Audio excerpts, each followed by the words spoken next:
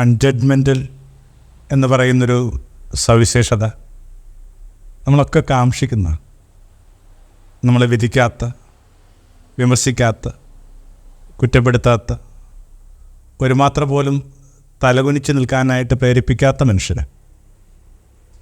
കുറേ കാലം മുമ്പ് എംഡിയുടേതായിട്ട് അങ്ങനെ ഒരു കോട്ട് നമ്മൾ വായിച്ചിട്ടുണ്ട്. ക്ഷേത്രങ്ങളൊക്കെ സന്ദർശിച്ച് നടക്കുന്ന ഒരു സ്ത്രീയും പുരുഷനും.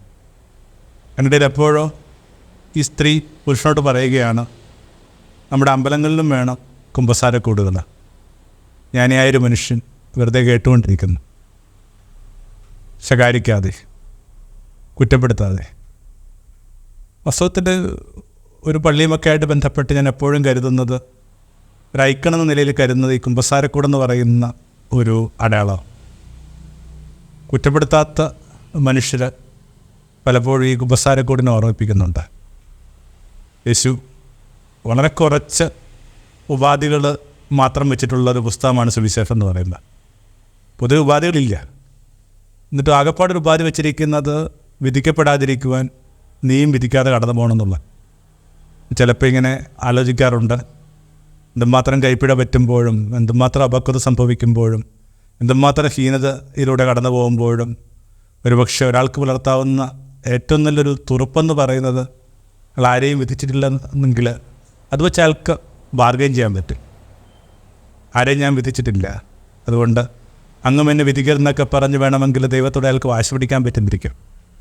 ഒരു കുട്ടി, സോഴ്സ് കൃത്യമായിട്ട് ഓർമ്മയില്ല, അവനവൻ്റെ അധ്യാപനെ കാണാനായിട്ട് പോകുന്ന ആൾക്കാണ്.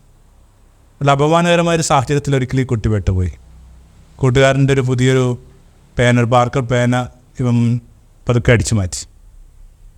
പെട്ടെന്ന് തന്നെ കാര്യം നഷ്ടപ്പെട്ട കുട്ടി ആ കാര്യം തിരിച്ചറിയുന്നു. അധ്യാപകനറിയാം പുറത്തുനിന്നാരും വന്നത് ചെയ്യില്ല.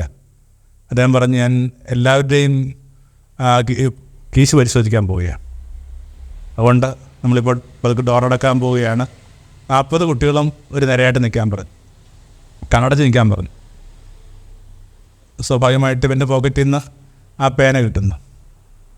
ഈ കുട്ടി, ഇപ്പോൾ മുതിർന്ന ആ ഒരു ചെറുപ്പക്കാരൻ അധ്യാപകനോട് പറഞ്ഞു, അങ്ങ് ഒരിക്കലും ആ ക്ലാസ് മുറിയിൽ പറഞ്ഞില്ല അതെൻ്റെ അടുക്കിൽ നിന്നാണ് ആ പേന കിട്ടിയെന്ന്. ജീവിതകാലം മുഴുവൻ അതിൻ്റെ പേരിൽ അങ്ങോട്ട് കടപ്പെട്ടിരിക്കുന്നു.